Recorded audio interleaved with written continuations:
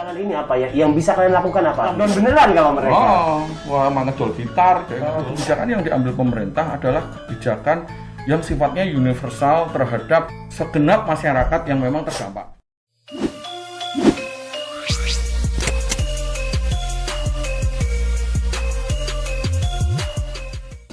Selamat siang, ini pendengar Radio JFM Jatah ini 102.8 FM dan juga pemirsa podcast DPRD Provinsi Jawa Tengah. Kita selalu menghadirkan banyak sekali tamu, banyak obrolan, banyak tema seru gitu ya. Dan untuk podcast kali ini spesial kita datangkan narasumbernya yang muda-muda, oke? Aku tua loh. Iya, saya Aris Ardian, senang sekali bisa bertemu kali ini dan kita akan ngobrol banyak hal terkait dengan geliat seniman muda di masa pandemi. Muda boleh di note ya. Dan yang pertama saya akan kenalkan narasumber kita yang pertama adalah Bapak Yudi Indras Windarto, anggota Komisi E DPRD Provinsi Jawa Tengah. Selamat sore Mas. Saya manggil Mas Yudi boleh nggak? Oh boleh. Boleh ya, Mas Yudi. Boleh kok. Sama aja kayak sing nom-nom kok. Mas Yudi sehat? Ya sehat. Sehat. Alhamdulillah. Yang kedua adalah yang paling cantik karena paling cewek sendiri di sini ya. Fani, vokalis Sugi Bornean. Fani apa kabar? Baik, kamu pakai masker aja cantik loh. Orangnya apa ya? Nggak masker loh? Iya, pakai masker aja cantik loh, Fani. Halo, aku sekarang pakai suara itulah. Oh iya Mas. Coba. Mas Yudi apa kabar Mas? Oh baik. Oke, Fani sehat ya? Sehat, oke. Baik Mas. Ya. Satu lagi karena spesial edisi kali ini kita punya 3 narasumber. Ini juga sering nongol di banyak event di Semarang ya, salah satu seniman Semarang laris senior kondang namanya adalah Reza. Mas Reza apa kabar? Laris senior kondang buta. Sehat ya Mas Reza ya? Alhamdulillah sehat. Yes. Oke, kita masih hidup di tengah pandemi nih, Mas Yudi, Mas Reza, Mbak Fani gitu ya. Kita nggak tahu sampai kapan pandemi selesai. Tapi saya lihat di sini ada Mas Yudi selaku Komisi E, seperti kita tahu ini di bawah naungannya Komisi E begitu ya. Dan juga ada 2 seniman yang saya nggak tahu ini jadwalnya di tengah pandemi ini seberapa padat atau seberapa kosongnya saya nggak tahu nih ya. Yang pertama kita ke komisi dulu. Mas Yudi, bagaimana nih? Dari Maret 2020 Mas, sampai dengan ini sudah 1 Maret lagi 2021. Ini bagaimana kinerja Dewan? Ini kaitannya dengan teman-teman seniman, dengan kesejahteraan rakyat gitu ya. Bagaimana tetap bisa melayani di tengah pandemi selama ini? Ya, Assalamualaikum warahmatullahi wabarakatuh. Selamat siang, salam sejahtera, shalom. Saya Yudi Indras Windarto. Saya selama ini anggota DPRD Provinsi Jawa Tengah, Komisi E. Jadi kalau pendengar hari ini dan pemirsa pengen tahu Komisi E itu ngurusinnya apa? Jadi Komisi E itu ngurusi kamu sebelum lahir waktu masih di dalam perut sampai kamu mati, itu yang ngurusi Komisi E ya. Di dalamnya ada pendidikan, kesehatan, ketenagakerjaan, dan ya kepemudaan, kebudayaan betul. Nah, ini memang kita sama-sama tahu ya bahwa COVID-19 kalau bicara di dunia mungkin sudah setahun lebih, tapi kalau dideklar di Indonesia atau mungkin di Jawa Tengah ya mungkin Februari Maret lah, sudah Februari mulai masuk Indonesia ya lewat waktu itu Depok dan lain sebagainya, terus akhirnya menyebar dengan cukup cepat. Hari ini kalau kita bicara refleksi dari apa yang sudah terjadi selama setahun kita COVID, kita udah tahu bahwa hari ini kemiskinan di Jawa Tengah sangat tinggi. Yang jadi tahun 2018, 17, 18 itu sempat 12%, terus bisa kita turunkan, bahkan kemarin sudah sempat bisa 10% something, hari ini sudah 11,85%.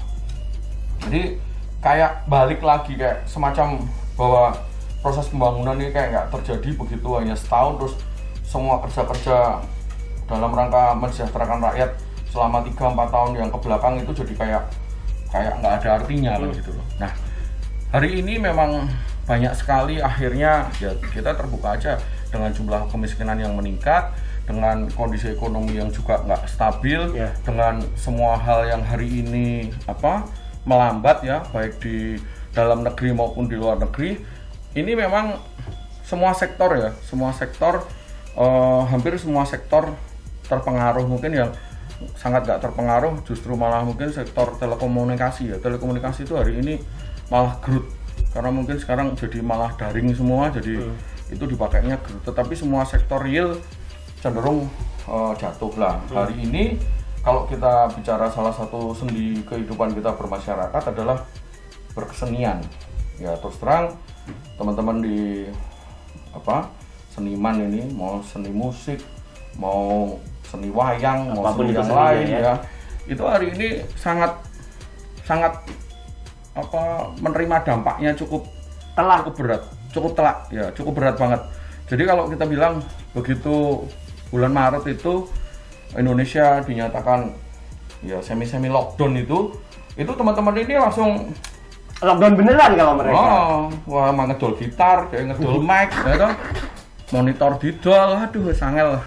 Jadi semua teman-teman dunia industri musik terutama dan industri-industri kesenian yang lain, karena ya terus terang musik seni itu kan harus dinikmati dan dinikmatinya harus ditampilkan ya. Nah, ini akhirnya teman-teman di industri kesenian jadi mungkin jadi terpuruk karena waktu itu kalau kita lihat rumah makan, restoran atau tempat-tempat atau bahkan pagelaran seni kan dilarang, bahkan seluruh dunia di hold semua. Seiring waktu memang ada kelonggaran dan kita kemarin hidup terus Pak Presiden mencanangkan new normal ya. Nah di new normal ini pun juga sebenarnya antara normal dan enggak, dan terbukti new normal tidak malah yang kemarin sudah COVID-nya turun, ya new normal malah membuat COVID-nya jadi tinggi banget. Hari ini Jawa Tengah masih ranking 3, DKI, Jawa Timur dan Jawa Tengah. Oke. Nah ini memang harus kita sikapi, dan kalau kita bicara apa sih yang sudah dilakukan pemerintah dalam hal ini negara terhadap teman-teman seniman. Ya kalau saya sih bilang di industri kreatif kemarin memang kalau kita rasakan yang kemarin kebijakan yang diambil pemerintah adalah kebijakan yang sifatnya universal terhadap segenap masyarakat yang memang terdampak. Termasuk di dalamnya sebenarnya seniman. Tidak hanya seniman berarti ya? Ya tidak hanya seniman. Tapi memang kalau spesifik apa yang sudah diberikan, ya rata-rata seniman ini juga kan, ya karena rata-rata seniman pasti punya motor, naik mobil dan lain sebagainya, meskipun utang-utang wayah-wayah beberapa bulan terakhir ini sering tagih debt kolektor ya. Tapi fisiknya kan tetap nggak mungkin toh seniman itu sampai gimana gitu. Nah, sehingga pada saat ada program pemerintah pun nggak mungkin dia dapat BLT. Ya tak? Izin tuh yang ganteng-ganteng untuk BLT kan izin DNN ya kan. Nah ini yang mungkin perlu ada sentuhan ya, karena hari ini industri kreatif kita cukup gede, industri kreatif kita cukup bagus, dan sebenarnya kalau dikembangkan cukup bagus, sehingga pada saat seperti ini memang kita mungkin perlu mendorong pemerintah untuk bisa membantu teman-teman seniman. Tetapi gini, karena yang namanya bidang kerja seniman itu kan spesifik. Ya. Terus terang kalau anggota DPR ini suruh menerjemahkan dan mendetailkan bidang kerja dan apa yang harus dibantu, itu kan kita agak susah. Ya. Nah makanya ini juga butuh peran serta seniman. Kita terus terang butuh masukan lah pada kesempatan seperti inilah. Masukan seperti itu kita butuhkan. Butuhnya apa sih mas? Terus terang nek kon kok gitar ya ora iso, gitu. Mang gede mbahmu kan gitu. Cuman kan ada hal real yang mungkin bisa kita dorong ya beberapa industri. Kalau kita bicara kebijakan pemerintah pusat, hari ini Menteri Pak Sandi itu sekarang Menteri Kreatif ya, Menteri Ekonomi Kreatif, dan itu pariwisata, dan juga ini kan sekarang juga lagi mendorong agar ekonomi kreatif maju dan lain sebagainya.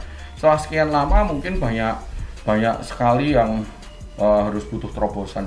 Saya bahkan pas awal-awal COVID itu sampai bikin musik lockdown ya. Betul. Ya, jadi untuk menampung teman-teman sampai bikin musik lockdown namanya ya. Jadi waktu itu kamu bisa bayangin mas, banyak teman-teman seniman itu telepon. Kalau biasanya ketemunya sambil rodok miring-miring siti. Terus tiba-tiba itu telepon, Pak Yudi ini gimana? Terus ya sudahlah, ayo kita bikin studio dadaan, kita main, kita hanya live.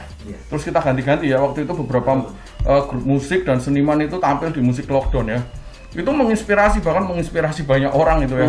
Jadi di kala pandemi ternyata kita masih bisa berkreasi ya, masih ada. Ya, lumayan lah, tuku susu di isola. Kira-kira itu ya. Kita coba cross check nih ke teman-teman seniman kita yang hadir kali ini ya. Pertama Fani sebagai salah satu personil dari Sugi Bornean gitu ya, dari Maret 2020 Van sampai dengan ini udah 1 Maret 2021 nih ya. Aktivitas Sugi Bornean seperti apa di tengah pandemi ini? Sedikit cerita aja. Pertamanya tuh setelah ngerti di lockdown, itu kami 1 tahun itu ada kontrak tour. Seharusnya. Okay. Beberapa trik di Jawa Tengah, Jawa Timur, sama ada di Kalimantan. Sampai Kalimantan. Iya, kita kan pertama udah senang banget. Aduh, ya ampun ya Tuhan. Akhirnya usahanya kita terbayar semua dengan ada janjian tour ini. Terus akhirnya ya udahlah, kita sempat kayak ngikutin aja alam mau kayak gimana. Belum sempat jalan sama sekali. Belum sama sekali. Dan itu semua cancel. Rencananya sih tahun ini, tapi masih belum tahu. Ngikutin pemerintah aja. Terus habis itu kita mikir daripada kita kayak gini terus, mending kita produktif aja. Kan kemarin kita bikin mini album, sekarang kita lagi mempersiapkan full album. Bikin mini albumnya di tengah pandemi ini? Mini album sudah selesai. Di bulan?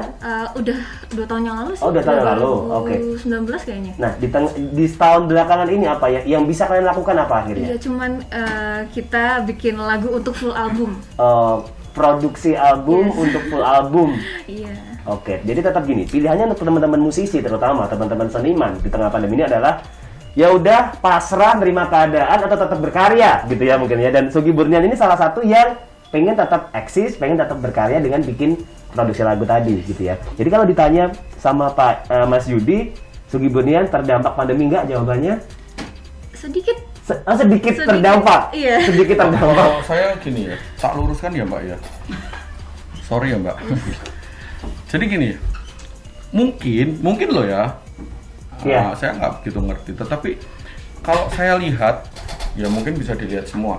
Pada saat kita bicara industri musik adalah sesuatu industri yang harusnya itu bisa menjadi satu penopang hidup dan kehidupan pelaku industri tersebut, betul ya?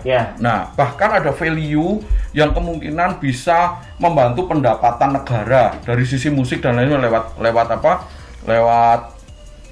Itu kan distribusi dan lain sebagainya, pajak dan lain sebagainya. Bahkan kalau penyanyi ini kaya kan bayar pajaknya juga banyak kan, kira-kira gitu loh. Jadi industri musik adalah seperti itu. Saya yakin semua terdampak ya. Mungkin saya nggak tahu mbaknya ini bapaknya kaya ya. I'm sorry. Jadi ya mungkin pada saat industri musik itu masih ditopang dengan sesuatu yang memang itu bisa menopang semuanya. Atau misalnya saya hari ini jadi vokalis tapi saya juga anggota DPR, ya saya akan bilang nggak terdampak gitu. Karena ya tetapi kalau kayak teman-teman yang lain yang memang hari-harinya itu berkarya, berseni, dapat duit dari itu. Terdampak banget. Aduh, jadi pada saat itu tuh sampai teman-teman itu keyboard mau dijual, terus gitar mau dijual, terus harga saya motong. Mungkin ya dimaksud sedikit terdampaknya Fani beda dengan standar kita. Mungkin sedikit terdampaknya ya sebenarnya mungkin terdampak banget untuk kita yang lain. Jadi gini sebenarnya kalau kita bicara industri, adalah bicara sesuatu hal yang makro. Jadi sebuah kegiatan bersama-sama dilakukan oleh banyak orang dengan melibatkan modal tenaga kerja maupun modal kapital yang lain. Terus di situ harus ada value, dari value itu harus menghasilkan gain dan lain sebagainya. Lah kalau seperti ini kan kita susah. Gimana kebayang nggak seorang misalnya BCL gitu ya. BCL itu dulu sekali manggung itu mungkin ya bisa 150 juta kali, 200 juta mungkin. Lah sekarang itu paling dia kalau bikin album terakhir ini yang 12 tahun itu ya sama suaminya itu, kalau kita pikir dia rilis online ya tuh duit piro Mas? Nek rak tabungannya oke, nek rak bisnis yang lain pusing loh Mas, kan gitu. Makanya kalau saya gini, jadi kalau di industri musik yang gede ya, saya ngelihat banyak pelaku industri musik di industri musik yang besar itu cerdas. Jadi pada saat mereka melihat seniornya ya, pada saat mereka ada di puncak dengan semua hal yang banyak, mereka bikin unit-unit usaha yang lain. Iya, akhirnya seperti itulah. Ya, ada yang bahkan bikin warung geprek. Sekarang kita ke Reza nih. Mas Reza, Halo. gimana Mas Reza? Mas Reza sebagai seorang seniman, Yes. hidup di tengah pandemi dari Maret sampai Maret lagi ini gimana? Sangat memukul sekali ya. Oke. Jadi kita awal 2020 itu kan sudah Januari itu udah pasti pegang jadwal sampai Akhir tahun. itu pasti. Ya. Kita udah schedule Reguler, semuanya. ya? Reguler, nggak cuma reguler, ini wedding Oh, macam-macam weddingnya event. padat soalnya. Udah hampir tiap minggu selalu ada. Nah, terus begitu kan kita juga udah pernah planning kan, Iya. sendiri ini buat apa. Iya, setuju. Hancur Bayar utang. Ya, betul. Betul, itu betul. Nah, dan itu nggak cuma saya kan, teman-teman musisi yang mereka benar-benar hidup dari musik. Iya. Yang benar-benar ini hidupku cuma aku kerja di musik. Iya. Musik dari nggak cuma reguler, nggak cuma wedding atau event lainnya, itu benar-benar udah stop. Iya. Sampai jadi 6 bulan pertama sejak Maret itu mereka benar-benar udah nggak bisa apa-apa. Iya. Sampai di sosmed mereka tuh isinya cuman ya keluh kesah Iya, mereka. bener. Aku harus gimana? Iya. Aku harus gimana? Ada yang beberapa teman yang jual-jual alat musik sampai Iya. sampai sekarang pun ada yang sudah nggak punya sama sekali sampai harus menyewa. Ketika mau main. Iya, mau main nyewa, otomatis kan fee yang didapat Berkurang. Iya. dan juga itu dampak setelah itu. Tapi alhamdulillah setelah mulai awal kemarin tahun akhir 2000-an itu sudah ada mulai beberapa kebijakan kan, wedding diperbolehkan, Ya, walaupun dengan dengan batasan kapasitas ya, cuman setengahnya atau apa itu bisa sedikit kita bisa Nafas. ya gitu. Walaupun mungkin ya kita belak-belakan aja dari segi fee jelas pasti cut. Iya. Itu pastikan. Iya. Tapi gimana? Kita kalau nggak itu nggak sama sekali Iya. sama sekali kan. Iya. Itu banyak teman-teman musisi yang bener-bener yang mereka hidup dari bener-bener dari musik kan. Begitu juga malam. Iya. Tadi mereka bisa main sampai jam 1 jam 2 Iya. di-cut jam 10 selesai. Iya. Otomatis mereka maju. Yang tadi durasi 2 jam main di cafe reguler cuma ya 1,5 kadang gitu. Otomatis ngaruh ke fee-nya Iya, juga. iya, otomatis justru karena peak-peaknya itu udah jam 12 ke atas tuh peak. Iya. Mereka istilahnya dapat sawer itu Iya. jam segitu, ya kan? Biasanya, Biasanya iya. jam segitu. Sampai Otomatis dia lali corone nyawa. bener Pak. Nah, otomatis kan kalau kita main di jam-jam jam 8 nggak ada tamu. Iya. Ya udah kita main, ya gimana lagi? Iya. Daripada kita nggak makan. Iya. Banyak teman-teman yang pada banting setir, jual ini sampai mereka buka warung ini dadakan begini-begini, ya itu mau gimana lagi? Itu Iya. benar-benar berdampak sekali. Iya. Karena otomatis kita itu hidup dari keramaian. Oke. Uang kita dari keramaian. Iya.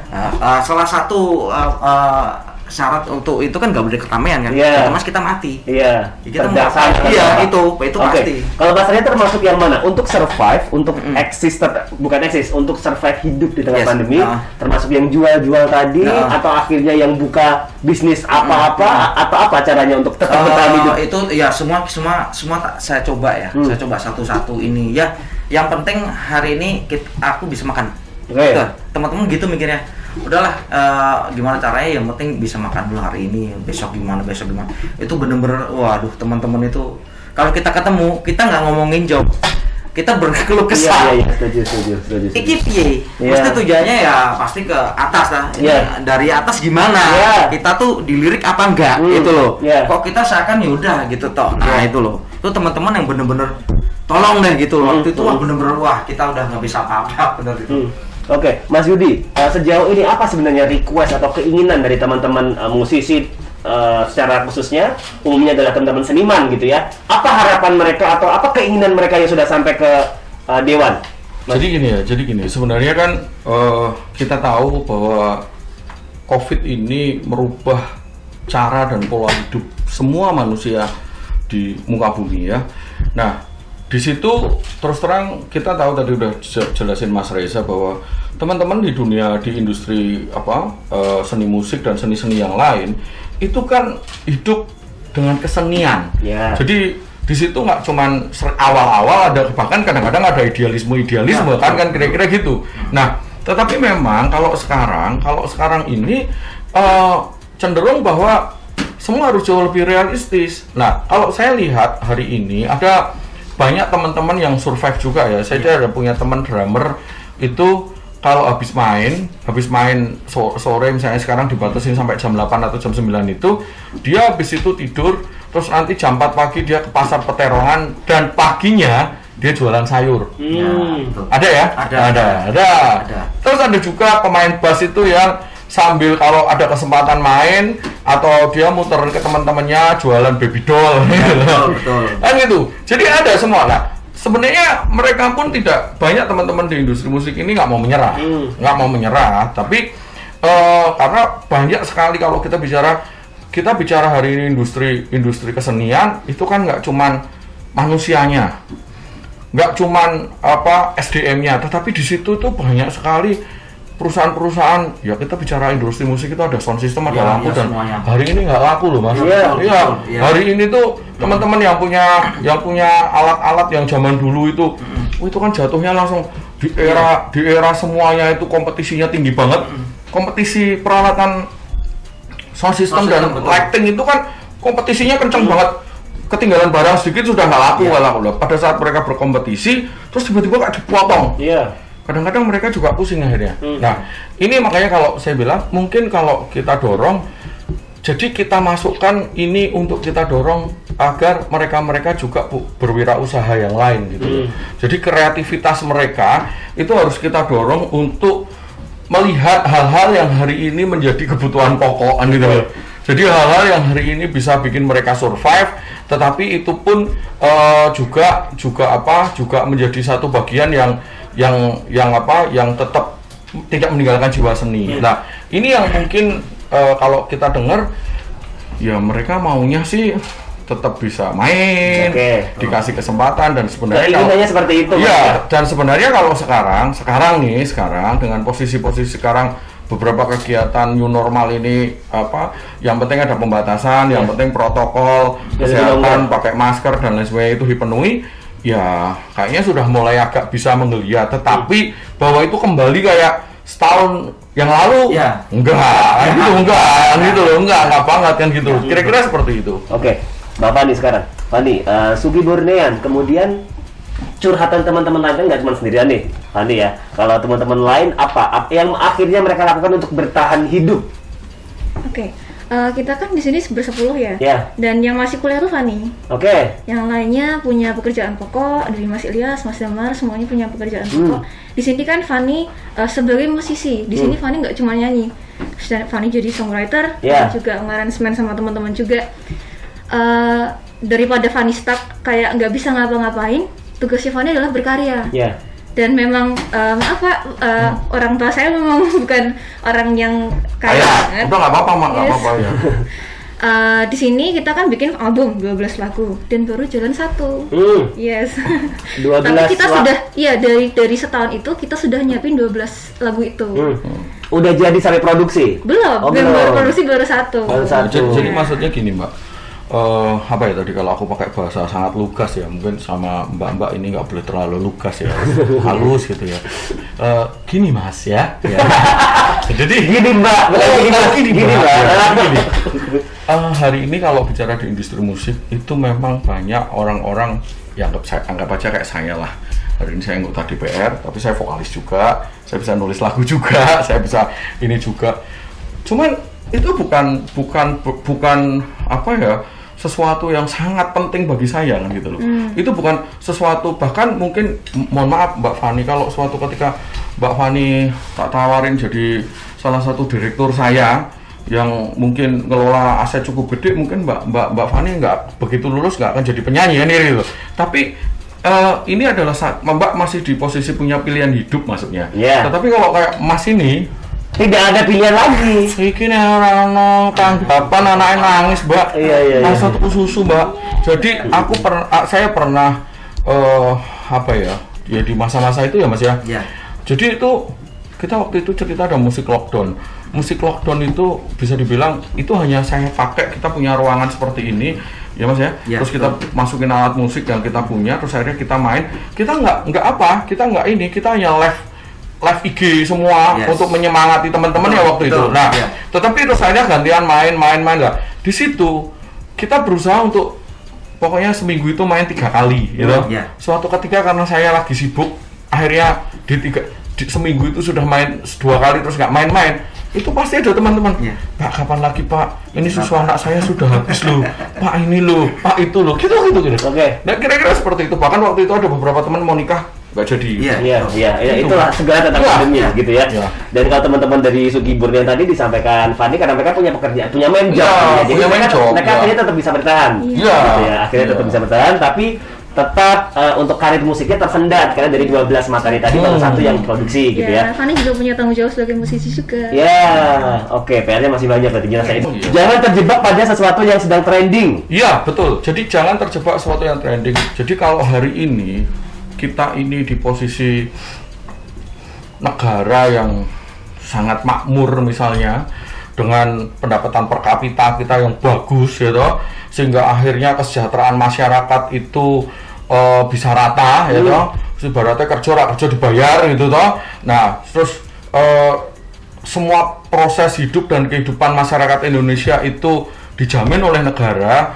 Saya pikir itu akan sangat ideal. Tapi hari ini bahkan sebelum COVID pun negara itu tidak bisa menjamin 100% hidup seniman. Saya kalau bicara hari ini ngomong seniman itu kadang mau nangis. Kita ngomong Ronggo Warsito, pemain wayang, pemain ketoprak, aduh mas, gitu loh. Main nangis mas, gitu loh. Jadi mereka idealis. Mereka idenya cemerlang, mereka membawa satu seni yang sangat heritage hari ini di dunia. Mereka tuh sangat nggak bisa kita ini anak muda itu kayak mereka membawakan sebuah peran sangat heritage dengan penjiwaan yang penuh. Tetapi hari ini secara hidup dan kehidupan mereka nggak ada yang bisa menjamin gitu loh. Makanya kalau hari ini akhirnya kita nggak bisa menyalahkan teman-teman anak-anak muda kita kalau hari ini dalam tanda kutip ada beberapa yang terjebak masuk ke dalam sebuah idealisme seni rupa yang mengarah ke pragmatisme karena memenuhi kebutuhan gitu loh, kan gitu. Karena itu nggak bisa, karena kadang-kadang banyak musisi itu lulus teknik sipil tapi karena passion idealismenya dia main gitar bagus atau main drum bagus atau gimana jiwa musisinya lebih kuat, akhirnya jadi musisi. Dan akhirnya ya gimana ijazah sarjana tekniknya nggak dipakai, sehingga dia juga nggak pernah kan gitu. Kira-kira seperti itu. Yang sudah dilakukan atau yang masih mungkin dilakukan untuk membantu teman-teman seniman ini, apakah ada atau ya mau nggak mau memang ya kita tunggu pandemi selesai, nggak bisa apa-apa lagi. Bagaimana Mas Yudi? Jadi gini, kalau kita bicara apa yang sudah dilakukan pemerintah Provinsi Jawa Tengah, jadi tahun 2020 pada saat pandemi pertama itu kita itu melakukan pemotongan anggaran atau efisiensi anggaran dengan total itu 2 triliun. 2 triliun dan itu masuk, kalau kita di pemerintahan sebutannya refocusing. Jadi 2 triliun itu diambil dari efisiensi dari beberapa dinas, kita taruh dan itu kita dorong untuk dalam rangka membantu teman-teman yang terdampak COVID, semua lapisan masyarakat.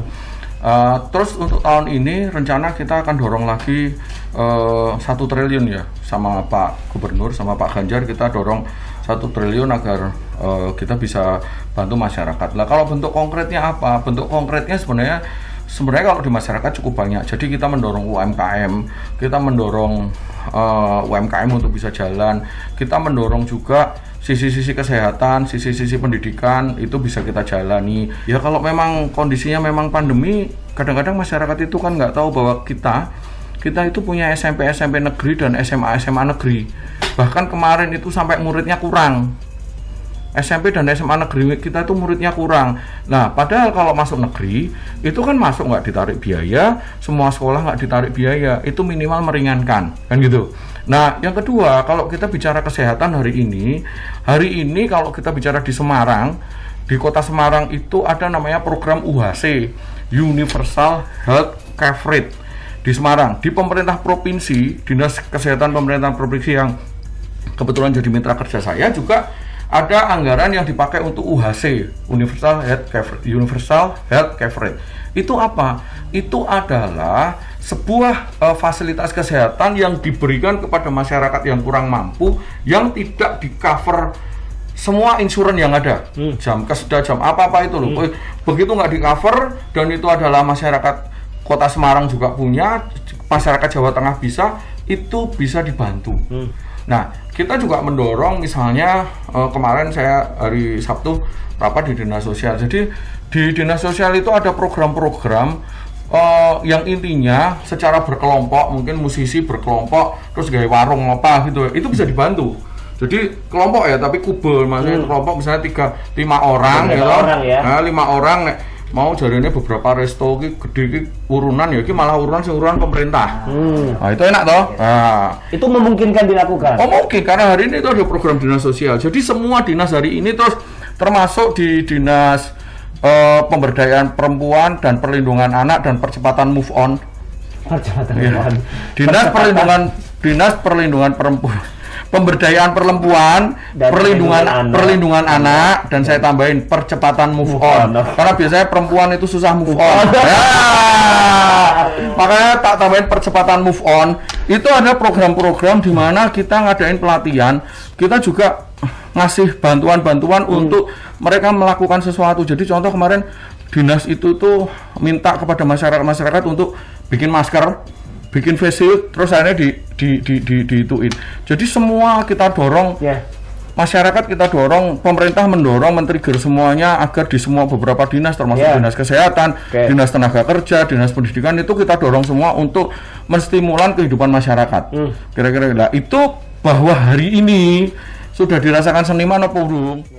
Pemerintah provinsi sudah banyak melakukan untuk global ya, untuk semua yang terdampak begitu ya. Termasuk di dalamnya mungkin sebenarnya teman-teman musisi, teman-teman seniman sebenarnya. Itu bisa diakses semua masyarakat ya. Kayak cuma saya pendidikan gratis, kesehatan gratis. Hari ini yang paling hakiki ya, dikala kita nggak punya duit itu, yang penting sekolah, yang penting nek mangan kan rambatan suket ya bisa. Gitu loh. Kan gitu. Di Indonesia itu kan pusing kan biaya kesehatan adalah biaya pendidikan. Jadi berbagai usaha sudah dilakukan pemerintah untuk menjangkau masyarakat Jawa Tengah dalam hal ini yang terdampak begitu ya. Mas, gabungan teman-teman tadi musisi ajuin tuh di mungkin harus sosialisasi lebih ini. Nah, biar tahu. Tahu lu nih. Kocok gue lebih krungu. Oke, mungkin sekarang Fani dan Reza, apa yang mau disampaikan mumpung ada Pak Dewan di sini kebetulan yang menaungi teman-teman seniman ya, mewakili. Apa nih ke Mas Reza dulu, boleh? Mas Reza, apa keinginannya? Apa yang mau disampaikan? Ya, kalau dari saya pribadi teman-teman sih ya sudah, kita terus jalan aja gitu. Ya sembari kita juga mungkin butuh perhatian gitu, di samping yang lain teman musisi itu masih ada gitu loh. Tolong diperhatikan. Aku juga mau nanya, perhatian yang kayak apa? Nah, yo, konkret. Jadi kalau ngomong butuh perhatian, opo kasih sayang? Mungkin loh, makanya harus konkret. Makanya kami ini, kami harus menyampaikan sebagai wakil rakyat, kita harus menyampaikan harus berdiskusi kepada pemerintah, dan itu harus kita detailkan menjadi sebuah rencana kerja dan rencana anggaran. Lah nek hanya sekedar kami butuh perhatian, itu pakai kasih sayang loh. Coba ya, mungkin seperti tadi Pak ya, ada program-program mungkin sosialisasinya lebih ke teman musisi, dikasih ini kita ada program pemerintah. Mungkin kita bisa ikut join atau itu.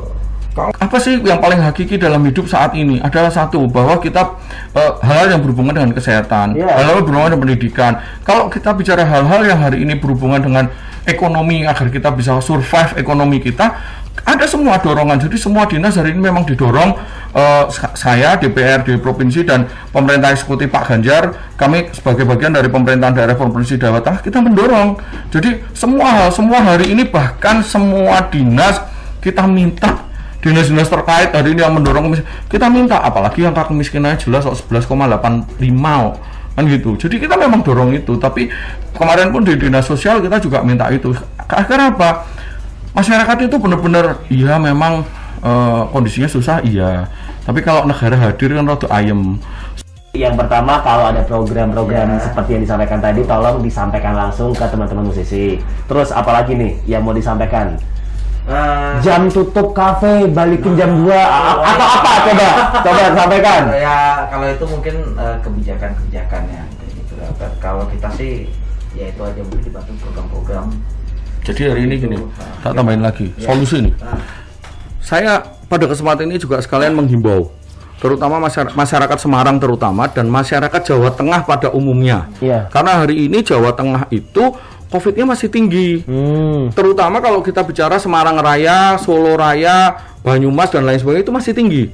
Nah, pertanyaannya kalau tadi harapannya jam tutup kafe sampai kayak kemarin jam 2. Ya pertanyaan, ayo kita sama-sama sadar, kita sama-sama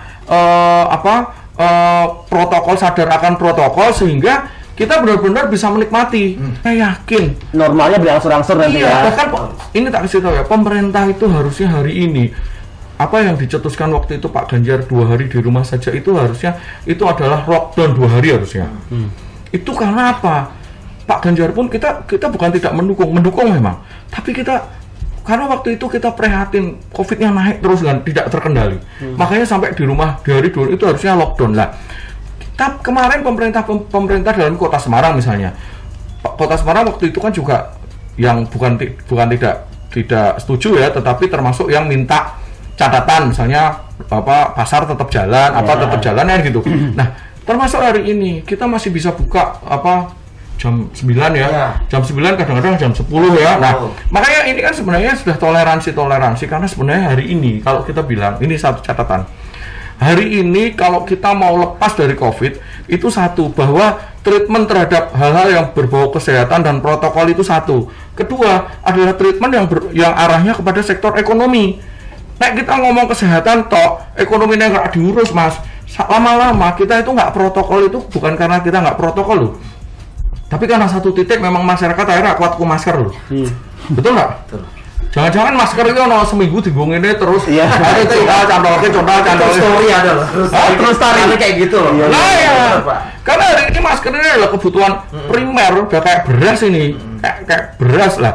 Apa ya, semua orang itu kuat beli masker. Gitu. Makanya kalau hari ini saya bilang, ayo kita dorong kita bangun satu kesadaran di kota Semarang, terutama misalnya Ben Cafe ini buka terus ya. Ya ayo kita dorong agar COVID-nya turun. Ya langsung dijawab seperti itu ya. Kalau ingin normal tutupnya ya dapat protokol kesehatan. Itu kan WHO semua ngawasi. Iya, itu juga ini yang teman-teman weddingan nih pasti juga sama nih. Kenapa tamunya nggak cepat-cepat dinaikin gitu-gitu? Terus kalau seperti itu tanggapannya seperti apa? Kalau weddingan, kenapa di restoran mereka udah rame penuh kadang gitu ya, tapi untuk wedding masih dibatasi undangannya? Kalau wedding itu kan dibatasi undangannya nggak ngaruh sama senimannya, tetap aja nyanyi bayaran loh. Tapi hari ini dengan COVID ini kita nggak tahu ya, hari ini vaksin sudah ada, beberapa teman-teman sudah divaksin. Kalau teman-teman mau vaksin, mulailah pagi-pagi ngantri ke rumah sakit, ke DKK itu masih bisa vaksin hari ini segera. Nah kalau vaksin ini, tapi juga tetap setelah vaksin protokol. Nah kalau memang ini akhirnya turun ya kita sama-sama bersyukur hingga ekonomi jalan dan lain sebagainya. Tetapi kalau itu belum, ya sudah, kita akan hidup tetap di new normal. Masker itu langsung ditinggal mas, menurutku sampai akhirnya mungkin tua itu mati mungkin di kondisinya maskeran gitu loh. Jadi ini memang satu hal yang ini real, makanya saya selalu edukasi ini dan mensosialisasikan dan mengedukasi karena apa? Hari ini kesadaran kita ngomong pengen COVID-nya turun, tapi kesadarannya nggak naik, kan gitu. Jadi intinya kalau semuanya ingin berangsur-angsur normal, ya taatlah protokol kesehatan. Nunggu angkanya nanti turun, pasti akan perlahan juga akan normal. Karena apa? Ini kepentingan dunia, nggak cuma musisi. Pada saat COVID-nya turun, jadi hari ini meskipun COVID tinggi, kenapa kafe tetap buka, resto tetap buka dan lain sebagainya? Karena apa? Sektor ekonomi nggak bisa dilepas. Kalau kita lepas, akhirnya pasti rubuh semua tatanan ekonomi di negara kita. Nah, pada saat itu memang ada kesempatan COVID-nya turun, pasti digenjot itu sektor sama pemerintahan itu. Dan itu dampaknya juga pasti akan terjadi satu percepatan dan peningkatan posisi ekonomi dengan cukup pesat kan gitu. Oke, Mbak Fani, ada mau disampaikan apa nih? Request, harapan atau apa pengennya mewakili teman-teman musisi, teman-teman seniman cewek juga nih, Mbak Fani? Hampir sama Mas Yuda. Apa itu? Dia kayaknya pasrah aja orangnya ya. Kayak dia Soalnya generasi muda loh, Bang. Iya loh. Kan gini, berarti kan kalau Fanny kan PR-nya masih ada 12 lagu tadi. Dari 12 kan cuman baru 1 yang produksi. Padahal kan waktunya ngomong-ngomong nih, banyak waktu nih. Berarti otomatis sebenarnya terkendala dong dengan pandemi gitu ya. Nah, pengennya gimana? Kita semua kan sudah mulai beradaptasi. Sekarang udah mulai daring, lewat Zoom, konser-konser. Ya, kita semua ikhlas dengan hal kayak gitu. Kita semua sudah beradaptasi. Udah gitu. Ya, intinya memang sekarang mau nggak mau harus beradaptasi ya. Eranya era online, era daring, era digital. Mungkin aku nambahin dikit. Jadi gini, tadi aku sampaikan. Jadi kita sebenarnya pengen tetap berkarya, tetap tapi itu pada saat kondisi masyarakat ini nggak stabil ekonominya, kalau kita bicara kebutuhan manusia, kebutuhan seni itu kan nggak primer tuh Mas. Yeah. Nah, akhirnya nek waktu nentek gue golek sesuap nasi dan seonggok berlian kan ya susah kan gitu lah. Makanya kita harus memang dorong, karena bagaimanapun juga itu ada sekelompok apa teman-teman kita tuh hari ini tuh memang seniman gitu. Dan itu memang harus didorong lah. Kayak tadi misalnya saya disampaikan misalnya Mas Reza ya, itu sosialisasinya ke teman-teman seniman belum masif Pak. Nah aku pertanyaannya lah, seniman ki organisasinya akeh kok. Sing siji dikandani kok ora kandani koncone ya toh. Sing siji kandani meneh koncone ora kandani. Lah itu kan susahan gitu loh. Iya. Kira-kira gitu. Iya, jadi kalau Fanny tadi lebih kurang lebih sama kayak Mas Reza gitu ya harapannya. Ya berarti tetap harus sabar, semuanya harus sabar. Kita doa semoga pandemi segera berakhir. Dengan kita tetap taat protokol kesehatan, itu memungkinkan angkanya akan semakin turun.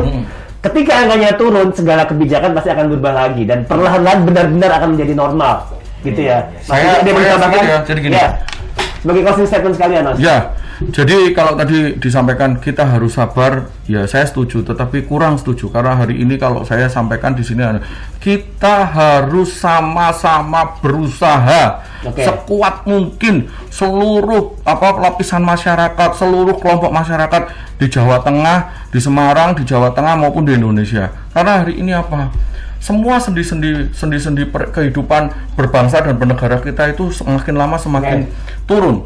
Jelas di Jawa Tengah aja angka kemiskinannya naik, di Indonesia pasti lebih naik lagi. Lah dengan seperti itu, mari sama-sama pada kesempatan ini saya selalu tak jemu-jemu ya, kita harus tetap protokol. Jadi ini kayak metodologi aja. Kalau kita kayak tadi ini gampang, misalnya mau main jam 2 sampai jam 2 kayak dulu, ya sudah tarik belakang kayak kita bikin metodologi biar bisa main sampai jam 2 gimana? Berarti kan syaratnya COVID-nya turun. Dan COVID-nya turun piye? Ya sudah, kita berarti harus protokol. Kalau masyarakatnya kesadaran protokolnya, ya semoga insya Allah dengan vaksin semua jadi lebih sehat lagi, bisa ini lagi, lebih imun ya. Daya tahan masyarakat Jawa Tengah kan jadi bagus. Sebagai tak kasih masukan juga, Jawa Tengah ini persentase vaksinnya paling tinggi loh se-Indonesia. Jadi masyarakat Jawa Tengah yang hari ini divaksin itu persentasenya paling tinggi se-Indonesia. Ini kita bersyukur. Nah, makanya kalau dengan ada vaksin, kita juga protokol, masyarakat banyak yang sehat, angka COVID-nya menurun, ada kematian, terutama kematian. Enak juga ngotot meh nyanyi baru besok mati enak. Gitu loh. Oke. Makanya dengan seperti itu harapannya sekali lagi, ayo tetap protokol kesehatan. Tetap pakai masker, cuci tangan kalau kita habis ketemu banyak orang dan hindari kerumunan sebenarnya. Ya. Kalau nggak penting-penting banget nggak usah keluar rumah lah. Ya kalau nggak penting-penting banget nggak usah keluar rumah. Oke, kita ralat, bukan bersabar tapi kita sama-sama berupaya, begitu ya. Kalau sabar itu terlalu banget. Terlalu nerimo. Iya. Oke. Baik, demikian kita lihat seniman muda di masa pandemi. Semangat untuk teman-teman seniman di Jawa Tengah begitu ya. Kalau bahasa-bahasa lagu, bahasa-bahasa penyiar radio, badai pasti berlalu. Udah percayalah itu.